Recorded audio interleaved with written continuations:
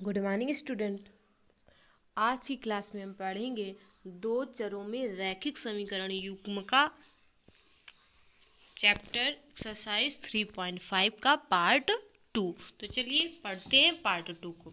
Part 1 में हमने सवाल क्वेश्चन नंबर 1 कर लिया था, पार्ट 2 में आज पढ़ेंगे। तो चलिए पार्ट 2 को पढ़ते हैं, क्वेश्चन नंबर 2 को करते हैं। ठीक है, और वज्र गुणनखंड विधि मतलब गुणन विधि से ही करना है, हमको क्वेश्चन को हल करना है इस चैप्टर पे। तो चलिए क्वेश्चन को हल करते हैं और देखते हैं।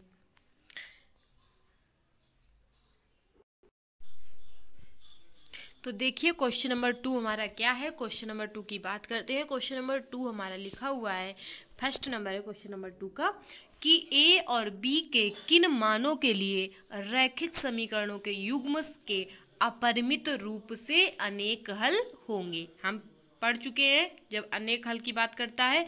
तो देखिए दो समीकरण हमें दिए हुए हैं, 2x + 3y = 7 और दूसरा है a - bx a + by = 3a + b - 2। ठीक है, दूसरा सवाल इसी में है क्वेश्चन नंबर 2 का, कि के किस मान के लिए निम्न रैखिक समीकरणों युग्म का कोई हल नहीं है। इसका समीकरण दिए 3x + y = 1 के, और दूसरा समीकरण दिए 2x - 1, एक कोष्टक में बाहर लिख देंगे x, दूसरे कोष्टक में k - 1 बाहर लिख देंगे y बराबर कितने के 2k + 1 के। ये हमें क्वेश्चन में हल करना है। चलिए बेकार है क्वेश्चन नंबर 2 को पढ़ते हैं। तो देख लीजिए क्वेश्चन नंबर 2 है क्या लिखा हुआ है। पहला क्वेश्चन नंबर 2 में दो सवाल है। पहला क्वेश्चन क्या कह रहा है, ए और बी के किन मानों के लिए रैखिक समीकरणों के युग्म के अपरिमित रूप से अनेक हल होंगे। समीकरण दिया है नीचे, 2x + 3y = 7, दूसरा है a - bx + a + b कोष्टक के बाहर y = 3a + b - 2। ठीक है, दूसरे समीकरण की बात करें, दूसरा समीकरण क्या है कि के किस मान के लिए निम्न रैखिक समीकरणों के युग्म का कोई हल नहीं है।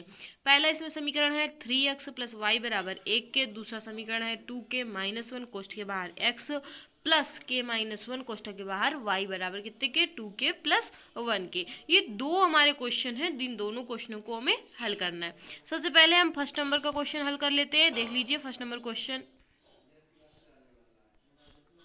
क्वेश्चन में पहला समीकरण हमारा दिया है 2x + 3y = 7 के, दूसरा हमारा समीकरण दिया था कितना a - bx + a + by और बराबर में 3a + b - 2 के। इसे बोला था अपरिमित रूप से अनेक हल होने के लिए। ठीक है, सबसे पहले हम इसकी तुलना किससे करवा देते हैं, इन समीकरणों से करवा देते हैं। a1x + b1y = c1 की इससे करवाएंगे, और a2x + b2y = c2 की तुलना इससे करवा देंगे।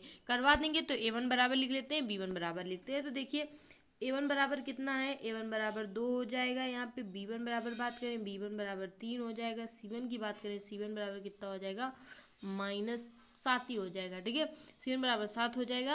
और यहाँ पे बात करेंगे a - b की, तो a - b कितना हो जाएगा, तो a - b वाले समीकरण की बात करते हैं तो ये हो जाएगा a2 का मान।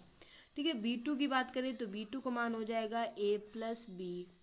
ठीक है, यहाँ पे c2 की बात करेंगे तो c2 बराबर आ जाएगा 3a + b - 2। ठीक है, हम इसको उठा के अनेक अपरिमित रूप से अनेक हल में रख देते हैं। अपरिमित रूप से अनेक हल की जो कंडीशन क्या होती है देख लीजिए, यहाँ पे दिया हुआ है a1 = 2, b1 = 3, c1 = 7, a2 = a - b, b2 = a + b और c2 = 3a + b - 2। इतना दिया हुआ है।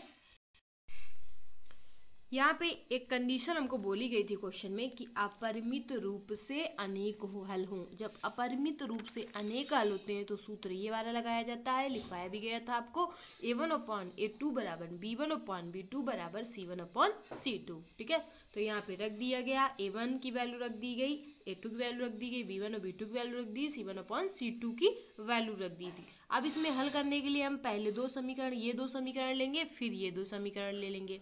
ठीक है, तो इन दोनों को हम हल कर लेते हैं। ठीक है। प्रथम दो समीकरणों से तो हम ले लिया, हमने पहले लिख दिया प्रथम दो समीकरणों से, इसको ले लिया हमने, तो ले लिया तो लिख दिया 2/a-b बराबर 3/a+b के। अब देखिए इसका मल्टीप्लिकेशन इधर, इसका मल्टीप्लिकेशन इधर, इस तरह से तिर्यक गुणा करवा देते हैं।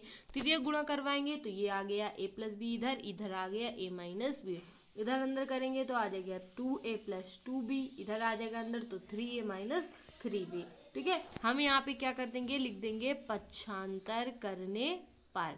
पक्षांतर करेंगे तो ये जो है इधर चला जाएगा, इधर जाएगा, देखिए माइनस में आ गया और ये काय में आ जाएगा प्लस में। अब देखिए यहाँ पे 2a और 3a माइनस के आ जाएगा, घटेगा, यहाँ पे 2b और 3b जुड़ जाएगा, कितना आ जाएगा 5b। तो हमारा कितना आ गया, हमारा आ गया माइनस का a प्लस 5b बराबर 0 के, मतलब समीकरण नंबर 1 बन गया हमारा कितना, a माइनस 5b, क्योंकि जब इसमें माइनस कॉमन लेंगे आपको दिख रहा होगा minus a plus 2b 5b में, इसमें एक प्लस में दो माइनस होते हैं, यहाँ पे दो माइनस होते हैं, तो हम एक माइनस कॉमन ले लेंगे तो उसको हमने 0 में भेज दिया, तो आ जाएगा a माइनस 5b बराबर 0 के। ये समीकरण नंबर हमारा 1 बन गया, हमने डाल दिया समीकरण नंबर 1। अब हमने पहले प्रथम दो समीकरणों को लिया था, अब हम अंतिम दो समीकरणों को लेंगे। अंतिम दो समीकरणों को लेने पर हमारी कंडीशन ये बन जाएगी 3/a+b बराबर 7/3a+b-2। ये ले लिया, ये किया, फिर इसी तरह से गुणा करवाया, तिर्यक गुणा करवा देंगे, इसका गुणा इधर हो जाएगा तो इधर भेज दिया, इसका गुणा इधर भेज दिया। अब अंदर गुणा करवा लेते हैं, गुणा करवाएंगे 3 का अंदर जाएगा तो कितना हो जाएगा, 3 3 का 9, 9a, 3 का गुणा b से होगा, कितना आ जाएगा 3b, 3 का गुणा -2 से होगा, कितना आ जाएगा -6। अब देखिए 7 का गुणा a से होगा तो कितना आ जाएगा 7a, 7 का गुणा b से होगा तो आ जाएगा 7b। अब यहाँ पे भी हम क्या लिख देंगे, लिख देंगे पक्षांतर करने पर। पक्षांतर करेंगे ये पूरा इधर चला जाएगा, इधर चला जाएगा तो 9a में 7a घट जाएगा, 3b में -7b घट जाएगा, ठीक है, -6 यहाँ पे लिखा रहेगा। अब देखिए 9a में जब 7a घटेंगे तो कितने बचेंगे, 2, ठीक है, तो यहाँ पे आ जाएगा 2a। अब यहाँ पे 3b है, यहाँ पे -7b है, ठीक है, माइनस प्लस तो क्या होता है, घटता है, घट जाएगा, कितना आ जाएगा 4b, तो यहाँ पे लिख दिया माइनस का 4b। माइनस चिन्ह क्यों आए, क्योंकि बड़ी संख्या हमारी क्या होती है, जो माइनस में बड़ी संख्या जिस चिन्ह में होगी वही चिन्ह लगता है, तो आ गया 2a - 4b बराबर 6 के। अब देखिए दोनों से क्या दो हम कॉमन ले सकते हैं, तो ले सकते हैं, हमने दो कॉमन ले लिया दोनों से जब दो कॉमन ले लेंगे, दो हमने कॉमन ले लिया, इस तरह से हमारा बन गया a - 2b बराबर कितने के, 6 के, यहाँ पे आगे 2, ठीक है, तो 2 इसके नीचे आ जाएगा तो आ जाएगा a - 2b बराबर 6/2 के, 2 का भाग देंगे कितना आ जाएगा 3। तो हमारा जो समीकरण सेकेंड बन गया वो इस तरह से बन गया, ये सेकेंड समीकरण है हमारा। अब हम समीकरण फर्स्ट और समीकरण सेकेंड को देख रहे हैं, दोनों में a के मान बराबर हैं, दोनों a जो है वो पॉजिटिव हैं, ठीक है, मतलब हमारा बना हुआ है, ये समीकरण हमारा बना, हम तुलना करवा लेंगे यहाँ पे किससे, a1x, ठीक है, प्लस b1y बराबर c1, और यहाँ पे लिख देंगे a2x प्लस b2y बराबर किससे, c2 से, क्या करने पर, तुलना करने पर। तुलना करवाएंगे तो यहाँ पे आ जाएगा a1 बराबर कितना आ जाएगा, तो a1 बराबर 1 के, b1 बराबर -5 के, ठीक है, और यहाँ पे हमने c1 बराबर 0 के, यहाँ पे बात करें तो a2 बराबर 1 के, b2 बराबर करेंगे b2 बराबर -2 के, c2 बराबर, तो c2 बराबर बात करेंगे आ जाएगा 3। ये सब आ गया, बस उठा के हमें क्या करना है, रख देना है सबकी वैल्यू, ठीक है। अगर यहाँ पे हम प्लस लगा देते हैं, मान लीजिए यहाँ से प्लस लगा के तुलना करते हैं, इस तरह से यहाँ पे प्लस लगा देते हैं,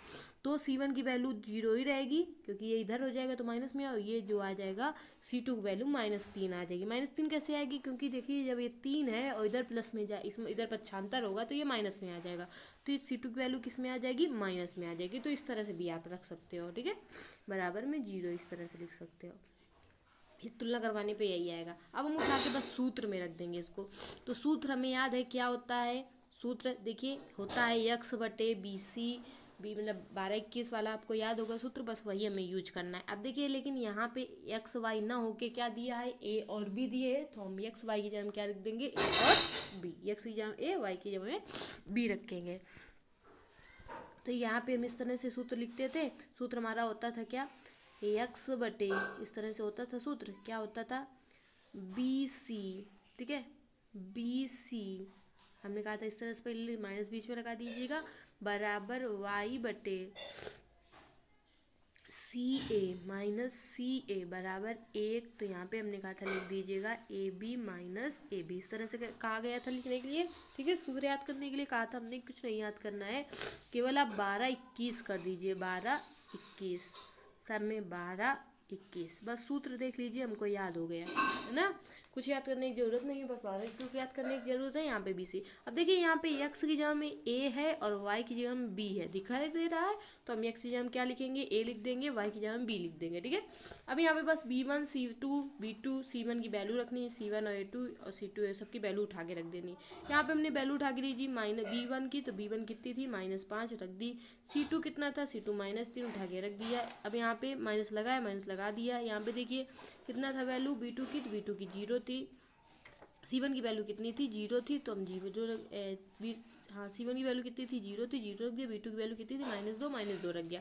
अब यहाँ पे ऊपर y की जगह में b रख दिया, नीचे c1 की वैल्यू कितनी थी 0 रख दिया, a2 की वैल्यू कितनी थी 1 थी रख दिया, c2 की वैल्यू कितनी थी, c2 की वैल्यू 1 थी 1 रख दिया। अब देखिए यहाँ पे -3 रख दिया, वैल्यू थी यहाँ पे उसकी। ठीक है, अब देख लीजिए यहाँ पे c2 की वैल्यू थी, अब ये किसकी वैल्यू थी, तो ए बी 12-21, यहाँ पे भी इसी तरह से हमने पूरी वैल्यू उठा के रख दी सूत्र में, सूत्र आपको याद है।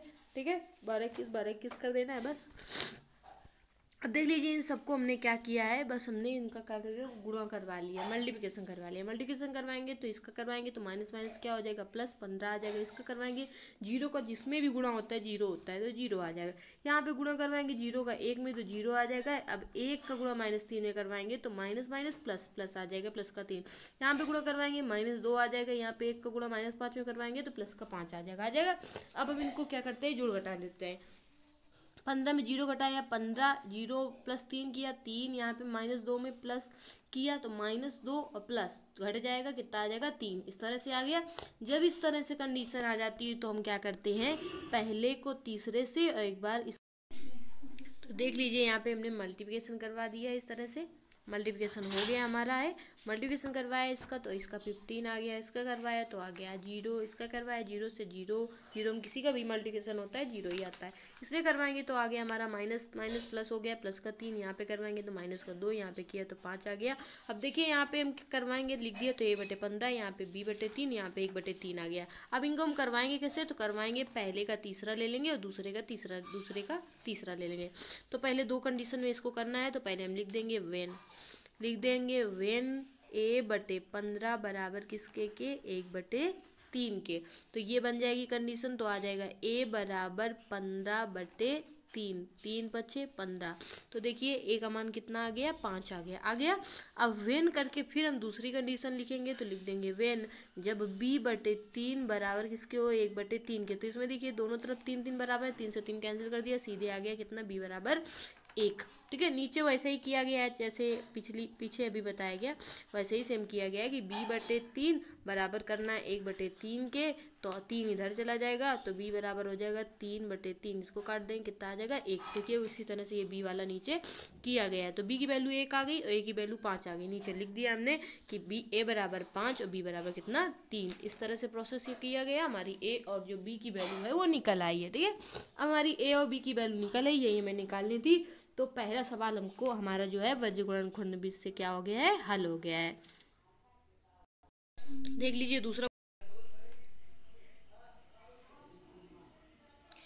के किस मान के लिए निम्न रैखिक समीकरणों के युग्म का कोई हल नहीं है, ये सेकेंड नंबर क्वेश्चन है, तो इसे आप लोगों को हल करना है। ठीक है, पहला नंबर हमने आपको करिए दिखा दिया है, वज्र गुणनखंड विधि से ही आपको करना है सवाल को। तो देख लीजिए यहाँ पे ये जो सेकेंड नंबर सवाल है ये आपको करना है। यहाँ पे पूछा है कोई हल नहीं है, इसका सूत्र आपको पता है क्या होता है जब ये होता है, तो a1/a2 बराबर v1/v2 not equal to c1/c2 वाली कंडीशन यहाँ पे लगती है। मतलब इन दोनों से हमें केवल वैल्यू निकालनी होती है। ठीक है, के का मान निकालना होता है, तो बस ये प्रतिबंध आप लगाइएगा और के का मान आपका निकल आएगा। तो ये जो क्वेश्चन है सेकेंड नंबर क्वेश्चन, इसको आपको हल करना है।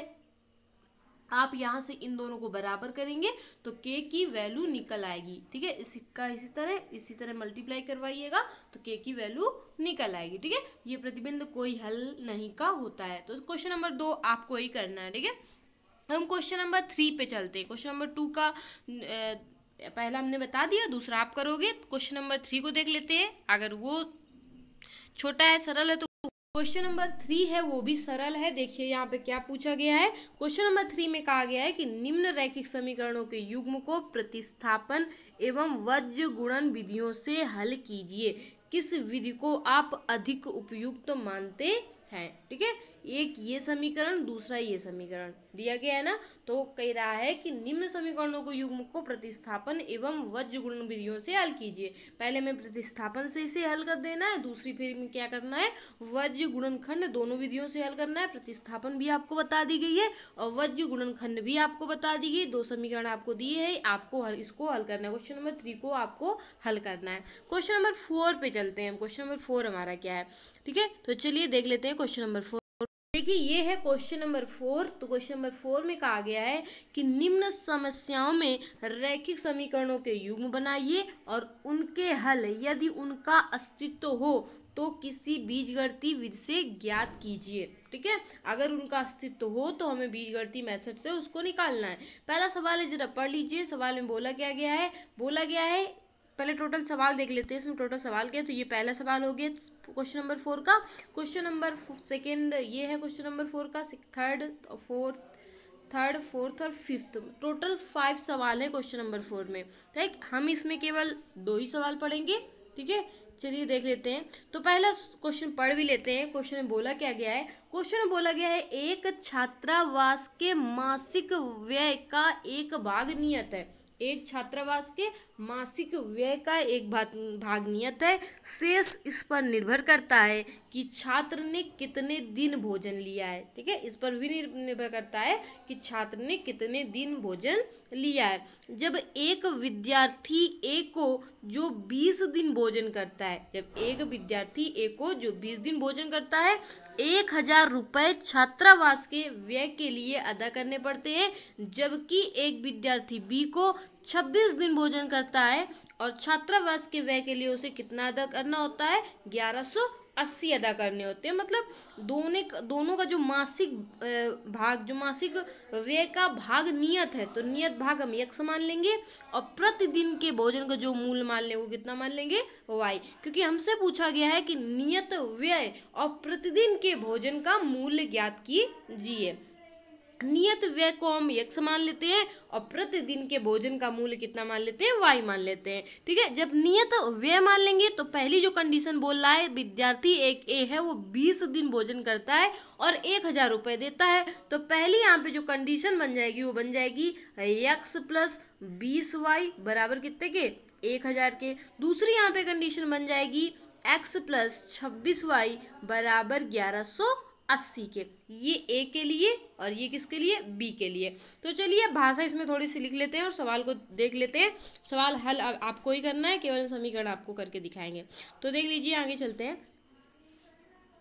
ये देख लीजिए क्वेश्चन नंबर। सबसे पहले हमने मान लिया कि माना नियत व्यय कितना है? 100 रुपये मान लिया। प्रतिदिन जो भोजन का खर्च मान लिया वो वाई मान लिया। अब देख लीजिए, विद्यार्थी ए के लिए अगर बात करें तो भोजन लेने की अवधि कितनी होगी? 20 दिन टोटल अब वो भोजन लेता है। तो भोजन का जो खर्च हो जाएगा वो भी कितना हो जाएगा?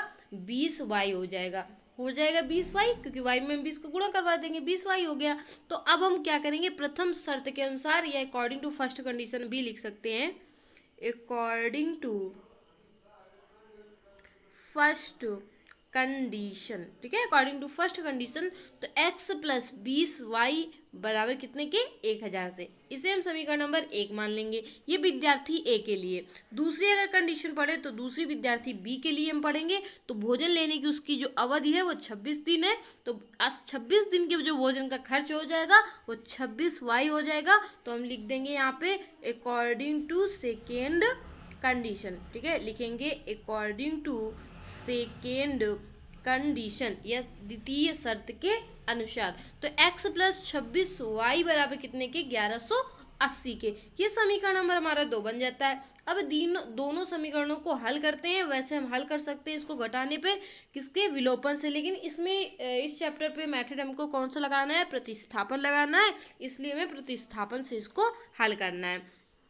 देख लीजिए यहाँ पे, तो ये दो समीकरण, पहला ये समीकरण, दूसरा ये समीकरण हम प्रतिस्थापन से हल करेंगे। सबसे पहले हम लिख देंगे यहाँ पे a1x प्लस b1y प्लस कितना c1 बराबर 0 तथा, ठीक है, यहीं पे लिख देंगे a2x प्लस b2y प्लस कितना c2 बराबर कितने से, 0 से, तुलना करने पर तुलना कर देंगे तो देखिए यहाँ पे a1 बराबर कितना 1 है, b1 बराबर 20 आ गया। c1 की बात करेंगे तो इधर लाएंगे, ये 75 तो माइनस में आ जाएगा, तो माइनस का 1000। यहाँ पे a2 की बात करें तो 1 है, b2 की बात करें 26 है, c2 की बात करें तो 1180 इधर आ जाएगा, तो किस में आ जाएगा, माइनस में, तो ये आ जाएगा 1180। अब हम बस सूत्र लगा देंगे वज्र गुणनखंड द्वारा। वज्र गुणन का सूत्र सभी को याद है, कई बार बताया गया। सूत्र हमारा होता है x बटे BC, ठीक है, 20 में माइनस, बराबर y बटे CA माइनस CA। यहाँ पे 1 बटे कितना होगा, AB माइनस AB।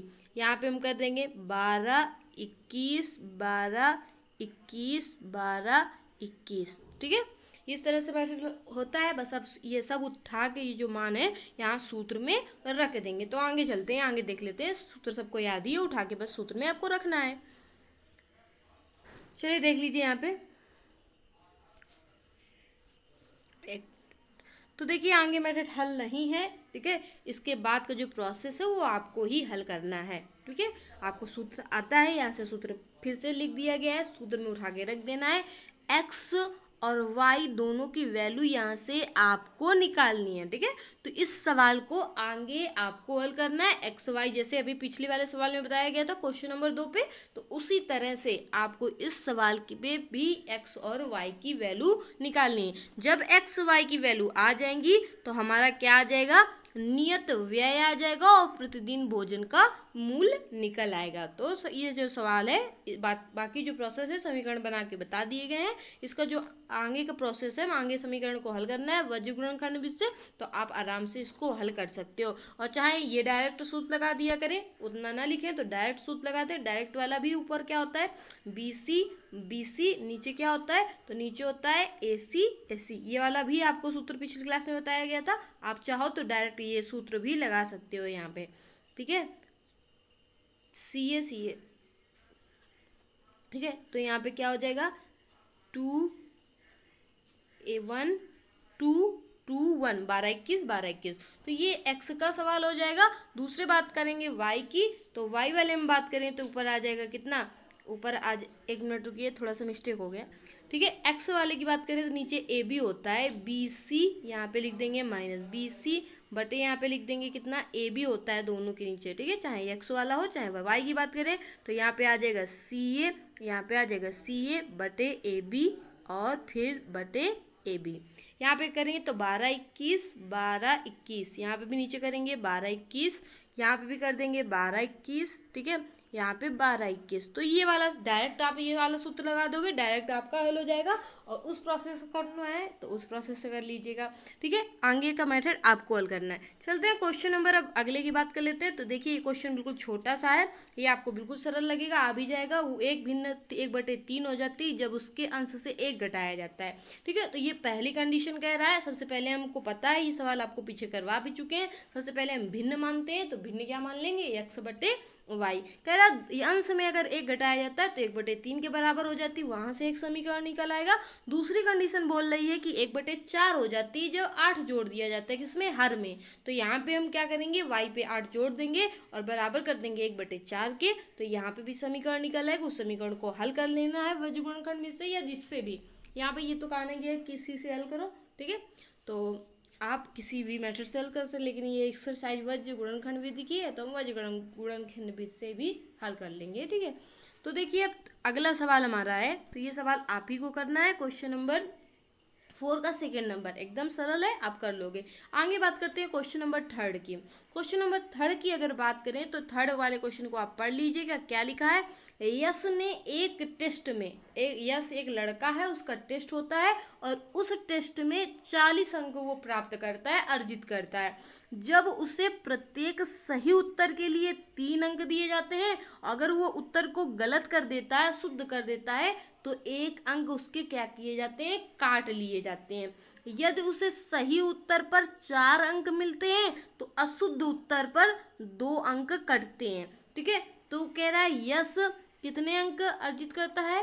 ठीक है, तो टेस्ट में कितने अंक टोटल अर्जित करता है, टेस्ट में कितने प्रश्न थे ये आपको बताने हैं। ठीक है, तो ये हमें बताना है कि टेस्ट में प्रश्न कितने थे। ठीक है, तो सबसे पहली कंडीशन बनेगी, क्या बनाएंगे, तो पहली कंडीशन बना लेंगे 3x। ठीक है, इस तरह से बनाएंगे 3x माइनस वाई बराबर कितने के, 40 के। इस तरह से हमको बनाना है कंडीशन और फिर उसे हल कर लेना है। तो चलिए देख लेते हैं कंडीशन को, मतलब सवाल को देख लेते हैं।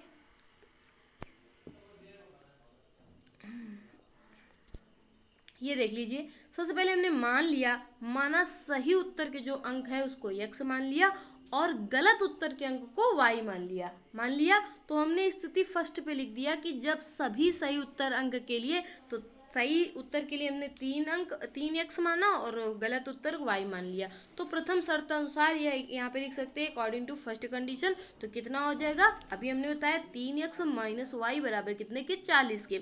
सेकेंड स्थिति पे कहा गया था कि अगर उसको सही उत्तर पे 4 अंक मिलते हैं और गलत उत्तर पे 2 अंक मिलते हैं तो हम लिख देंगे 4x माइनस 2y कितने के, बराबर 50 के। वहाँ 50 लिखा था। ठीक है, तो हम यहाँ पे लिख देंगे। तो देखिए दोनों से अगर कॉमन ले लें, इसमें 2 कॉमन दिख रहा है, 2 अगर हम कॉमन ले लेते हैं तो 2 से हम इधर वाले को काट देंगे। तो यहाँ पे कितना आ जाएगा, 2x माइनस वाई बराबर कितने के आ जाएगा, 25 के। समीकरण 1 हमारा ये बन गया, सेकेंड हमारा ये बन गया। अब दोनों को हल कर देना है। हल करेंगे, हमें देखना है कि यहाँ पे हमें लगानी कौन सी विधि है। तो हम यहाँ पे लगाएंगे वज्र गुणनखंड विधि। वैसे पेपर में आएगा, आप कुछ भी लगाओगे, बस लिखा ना हो कि उससे हल करना है, तो आप कुछ भी लगा सकते हो, जो आपकी मर्जी हो। यहाँ पे ये चैप्टर ही वज्र गुणनखंड विधि का है, इसलिए हम वज्र गुणनखंड विधि से हल करेंगे। तो देख लीजिए यहाँ पे दोनों समीकरण की तुलना आपको जानते हैं, पता है कि इसकी तुलना करवा देंगे a1x प्लस b1y और प्लस c1 बराबर 0 से। इसकी तुलना करवा देंगे a2x प्लस b2y और प्लस c2 बराबर कितने से, 0 से। दोनों की तुलना करवा देंगे। तो यहाँ देखिए a1 बराबर कितना है, 3 दिया हुआ है, b1 बराबर कितना है, तो माइनस का 1 दिया हुआ है। c1 की बात करें तो इधर जब c1 आ जाएगा तो माइनस में आ जाएगा, तो यहाँ माइनस आ जाएगा, माइनस का 40। यहीं पे ऐसे हम a2 की बात करें, a2 दिया है हमें 2 दिया है और b2 दिया है कितना दिया है, माइनस का 1। और यहाँ पे c2 की बात करें, ये भी इधर आ जाएगा पक्षांतर में, तो माइनस 25 दिया है। इस तरह से दिया है। समीकरण 1 और 2 से हमने वैल्यू निकाल ली। अब बस हमें सूत्र में उठा के रख देना है। ठीक है, या तो आप डायरेक्ट वाला सूत्र अप्लाई कर सकते हो जो बताया गया है, या तो आप इस तरह से भी कर सकते हो। तो देख लीजिए यहाँ पे सूत्र लगा दिया गया है, वो वाला x बटे BC वाला। ठीक है, 12-21 वाला, तो वही लगा दिया गया है। यहाँ पे सूत्र लगा है हमारा कौन सा, ये वाला सूत्र लगाया गया है, x बटे BC मतलब 12-21। ठीक है, फिर बराबर y के क्या लगाया गया है, तो CA 12-21, बीच में माइनस चिन्ह। ठीक है, ये हो गया बराबर कितने के, बराबर 1 के कितने, AB माइनस बीच में 12-21। सूत्र पर लगा देंगे, पूरी वैल्यू हमने रख दी सबकी, v1 की, c2 की, यहाँ b2 c1 की। यहाँ पे वैल्यू रख दी हमने c1 a2 की और a2 मतलब c2 और a2 की। ठीक है, इसी तरह से हमने यहाँ पे भी वैल्यू रख दी किसकी, a1 b2 की और a2 b1 की। सबकी वैल्यू पुट कर दी, सबको हल कर लिया। इसका गुणा इससे, इसका गुणा इससे करवा दिया। तो इसका करवाएंगे तो 25 आ जाएगा, माइनस माइनस प्लस होता है। यहाँ पे करवाएंगे माइनस माइनस प्लस होता है, 40 आ जाएगा। यहाँ पे करवाए 40 दूनी 80 हो गया, माइनस का चिन्ह आ जाएगा क्योंकि माइनस है। यहाँ पे माइनस माइनस प्लस हो जाएगा, तो यहाँ पे 25 से 75 आ जाएगा। यहाँ पे 3 का गुणा जब 1 में करवाएंगे तो माइनस का 3 आ जाएगा, और माइनस 2 का माइनस 1 में करवाएंगे तो माइनस माइनस प्लस होता है, 2 आ जाएगा। अब इतना आ गया। इतना करने के बाद हम क्या करेंगे, इसको हल कर लेते हैं। इसको हल करेंगे तो 25 में 40 घटाएंगे, माइनस 15 आ जाएगा। माइनस 80 में 75 घटेगा, माइनस 5 आ जाएगा। इसमें घटाएंगे माइनस का 1 आ जाएगा। अब हम वेन वाली कंडीशन अप्लाई कर देते हैं। सबसे पहले इन दोनों को ले लेंगे, इन दोनों को, फिर इन दोनों को ले लें। तो लिख दिया वेन x बराबर 1/-1 गुणते -15 के। वेन जब लिखेंगे तो ये इस तरह से हम कर सकते हैं, x/15 -15 बराबर 1/-1 से -1 कैंसिल, तो x बराबर 15 बराबर 1 के, तो x बराबर कितने के 15 के। तो देखिए हमारा आंसर कितना आ गया 15 है। इसमें क्या किया गया है, बस x इधर भेज दिया गया है -1 को, तो माइनस कैंसिल, कितना आ गया 15। इसी तरह से हम वेन वाले में y को भी करेंगे। वेन y वाले में करेंगे तो आ जाएगा y -5 बराबर 1/-1 के। ठीक, तो y बराबर कितने के, तो यहाँ पे लिख देंगे 5 गुणते 1/-1 के, माइनस से माइनस कैंसिल, तो देखिए यहाँ पे कितना आ गया 5। y बराबर हमारा 5 आ गया और x बराबर हमारा कितना आ गया 15 आ गया। बस तो हमने लिख दिया कि x जो हमारा वो 15 है, y हमारा 5 है, तो हमने लिख दिया सही उत्तर जो है, सही उत्तर को कितने हमने x माना था, तो सही उत्तर कितने आ गए 15, और गलत उत्तर कितने आ गए, उत्तरों की संख्या कितनी होगी 5। ठीक है, तो हमने लिख दिया कि टेस्ट में कुल कितने प्रश्न हैं, तो हमने लिख दिया टेस्ट में कुल प्रश्न बराबर सही उत्तरों की संख्या प्लस गलत उत्तरों की संख्या। सही उत्तरों की संख्या 15 आई है और गलत उत्तरों की संख्या 5 आई है, तो दोनों को हमने जोड़ दिया, ऐड कर दिया, कितना आ गया 20 आ गया। तो हमने लिख दिया अतः टेस्ट के कुल प्रश्न कितने हैं 20 है, बस 20 ही हमारा क्या आ जाएगा आंसर। तो इस तरह से हमारा ये जो क्वेश्चन होता है वो हल हो जाता है। वज्र गुणनखंड विधि का जो भी सूत्र आपको अच्छा लगे वो आप लगा सकते हो यहाँ पे। ठीक है, तो अगले जो सवाल थे हमारे, ठीक है, अगले सवाल की बात करें